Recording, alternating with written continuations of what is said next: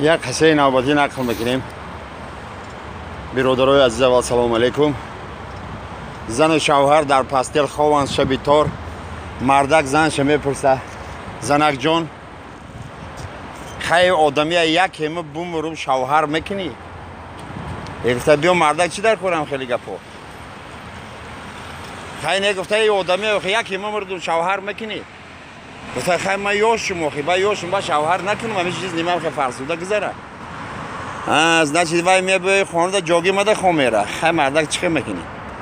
بعد داشت حالی جای پرترتی مده پرترتی وای کشال میشه. ها مردک جان چی میکنی؟ زنش ماشینی میره وای های میکنه. نگفته مردک جان وای حالی پراون نداره. خیلی مرافعه سعودی رفته است. مرافعه سعودی رفته. اول سلام علیکم. زن و شورای همدیگر جدا میکنن.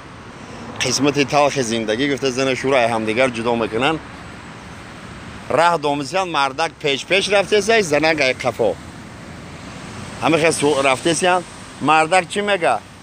ای زنک که زندگی شیرین گذراندیم نصیب مونده نبوده. یه هفته پس یک کمه گشنمونم بیام ای همون شوربه های نغز میدیدگیم میتیم یک کاسه بخورم. دفعه گفته حرام متر چشم دیدن ندارم. مایلی خب باید میرن خیلی میرن. ای زنه که میگه خیلی خاطر همون روزای گذشته خاطر همون مهربانیم یک لباسام چرکین شد 2 هفته پس بیام همین لباسکا میام میشوی. دفعه گفته حرام متر چشم دیدن ندارم.